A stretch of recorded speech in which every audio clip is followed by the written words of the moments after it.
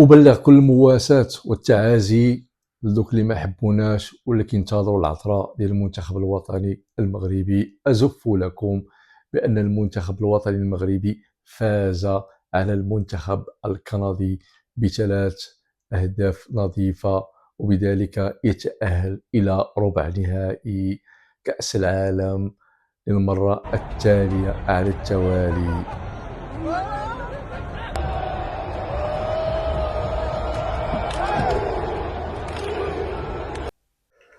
سمعوا هاد الكرغولي مع 6 اشنو قال. تبعني شكون تبعني اليوم، شكون يودع المونديال؟ منتخب الماكيثات في البيت. كندا ماهيش لا هولندا، لا هولندا انا عارفين كاع بلي ماشي مليحه. حنا الجزائر بيتكوفيتش ربحناهم 1-0. يسمى كندا راهي في بلادها، ما تنساوش بلي اليوم تقول لهم باي باي تهلاو في رواحكم، ومن بعد نقول لكم تستشفعوا فينا. السلام عليكم، مع 6 نقصر. احنا مع 8 ربحنا. سمعوا اشنو قال. قاوتنا بانت اليوم كندا، ما خليوهمش توساو بالون. وشنو هي كي تكون تطبع، فاهمينك تكون تطبع، قام دايرين لك حسابك تلحق للدور الثمن النهائي، فرنسا تقضي عليهم الرجال. والله العظيم ما توساو بالون، بصح باينه كنت تعرفوا شتو مع منهم قاعد جا اونفونتينو تبيع قبل الماتش كادو باش الشعب كندا غتربحنا، ما نقدروش عليها. من بعد الماتش ملي ربحنا حنا مطبعين بطبيعه الحال غنربحوا، ما عرفنا منين شدوا هاد الهكاويين هادو مشكله عندهم مع راسهم، هما مختلين عقليين. اش غدير لهم؟ عينا معاهم بالفانيل، عينا معاهم بالحقان، عينا معاهم، ما بقى لينا غير السلاح معاهم صافي. كل العرب بدون استثناء باركوا لينا وفرحوا لينا، الا الهكاويين شادهم القنطه، ما عرفنا علاش، الله اعلم. ما كيمثلوا العرب، ما شرفوا العرب، ما شرفوا افريقيا، ما شرفوا العالم الاسلامي. اشنو داروا؟ شدوا الطياره ورجعوا المطار هما والساليقان سويليقان. لاهب وهاج سيادكم العرب، لامع كالزجاج، بل كالبحر إذا هاج وتلاطمت فيه الأمواج. خصومه يتساقطون كأوراق الخريف. ألم ترى اسكتلندا وهايتي هولندا واليوم كندا ومن كان لها سندا؟ صاحت الرباط فأجابتها أكادير، ونادت الدار البيضاء فلبت طنجة النداء، بل أكثر من ذلك. صوت عربي فاخر يملأه الفخر والاعتزاز بما صنعه المغاربة من إنجاز. يا مغرب المجد والتاريخ والحسب، يا واحة العز في أرض وفي أدب، نثرتم الدر فنا في ملاعبهم، أسود أطلس تواقون للذهب. مغرب المونديال، أسود الأطلس من هيوستن، أول 8 الكبار في كرة العالم وعالم الكرة. يصل ألف مبارك للمغرب وللجماهير المغربية. عبد الله الكعبي كذلك الإعلامي المعروف الإماراتي أشاد بأداء المنتخب الوطني المغربي. ألف مبروك. المغرب تغادر إلى الدور المقبل. انتصر المنتخب المغربي الشقيق على منتخب كندا. الأفراح والمسرات الآن من طنجة إلى قويرة.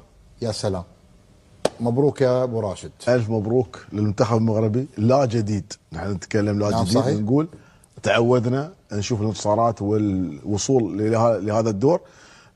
نتمنى الاستمرارية. المنتخب المغربي كل شيء فيه جميل، من لاعبين، من مدرب، من جهاز إداري وجهاز طبي، وأيضا من السيد فوزي لخجع. فنتمنى الوصول للقمة التاريخية بإذن الله. المنتخب المغربي قلت لك عبد الله في حلقة سابقة يعني قدم كل شيء جميل في أرضية الملعب وأيضا في المدرجات.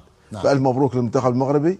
نتمنى إن شاء الله الاستمرارية والوصول إلى الهدف المطلوب بإذن الله إن شاء الله. نرفع العقال لمحمد وهبي.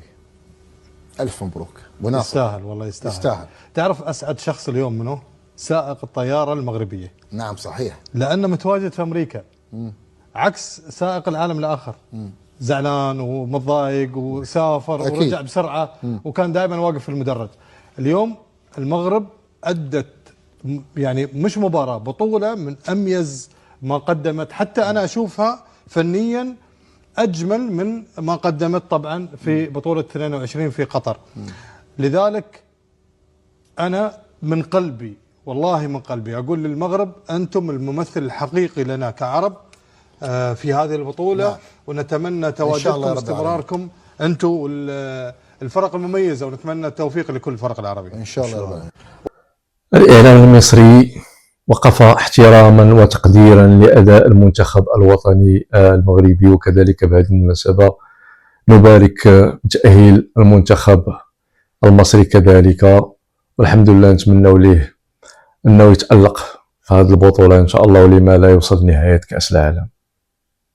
المغرب بعد كأس الأمم الإفريقية اللي فاتت عايش فترة صعبة جدا بلا شك، انه انا خسران كاس الامم الافريقيه لمصلحه السنغال، ورايح كاس عالم، البطوله اللي انا حققت فيها في النسخه اللي فاتت المركز الاعلام التونسي كذلك. المغرب مضى في مسارين مهمين جدا. المسار الاول هو مسار قانوني، لانه حصل ملابسات كثيره في المباراه النهائيه ضد السنغال هم مشوا فيها والمحكمه حكمت ليهم، ولسه الموضوع رايح للكاس او محكمه التحكيم الدوليه.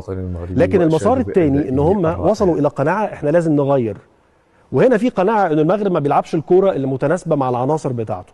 اهتمت بالفئات السنيه، مدارس، اكاديميات، صحيح. اهتمت حتى بالابسط التفاصيل، حتى الانديه نتاعهم اللي هم ما يستعملوش منتخب نتاعهم اللي قاعد خش كاس العالم ما فيش تقريبا حارس او لاعب يلعب في الاهلي المصري تقريبا احتياطي قاعد، الباقي كله معلم يلعب في اوروبا.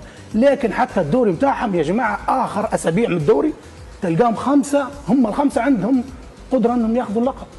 والدوري بالكامل تتفرج عليه من الاول من عند الترتيب الاخيري تلقى مواهب، عارف مين تتفرج عليه مين تنصدم من الجمهور، شغل كامل داروه بالكامل. حتى المدرب بتاعهم محمد وهبي الناس واجد يقول لك معقوله نغير قبل كاس العالم بشويه، تجيب معهم كاس العالم من الشباب، هو جايب كاس العالم الشباب. تخيل بني ادم شباب عمرهم اقل من 20 سنه ياخذوا كاس العالم، ياخذوه من الارجنتين وفازوا برا بالجو السنة. وعندهم لعيب مش عارف يعني كيف ما تقول باقل نقول المغرب الحقيقه للامانه رفعنا راسنا. انا فاجأني ايجابيا جدا بهذا المستوى الراقي جدا. المغرب الان العالميه، كل يوم جانا فريق مغربي قاعد يشرف فينا وقت الانتصار المغرب وانتصار لينا. نرفع راسي يعني.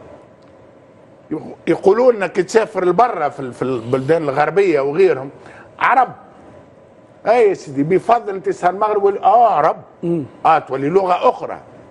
المغرب لاني انا البارح ما تحدثتش على انتصار الفريق المغربي. تعلق على الانتصار وعلى هذا الفوز التاريخي للمنتخب المغربي، ومش فوز بس، لعبا ونتيجه. يعطيك صح، السؤال هذا باش نجاوب عليه. هي المغرب اليوم في التوب 5 في المرتبه 5 في العالم. لهذا ما عادش قارنا صحيح، وصلنا المقارنات لانه شعوري. شكرا للمتابعين الكرام، تبارك الله عليكم، ومره ثانيه هنيئا المنتخب الوطني المغربي على هذا الفوز الثمين الذي يؤهله الى ربع نهائي كاس العالم 2026 المنظم بامريكا، كندا، مكسيك. وتبارك الله عليكم، وما تنساوش لايك وبارطاج واشتراك اذا كان ممكنا، والى اللقاء.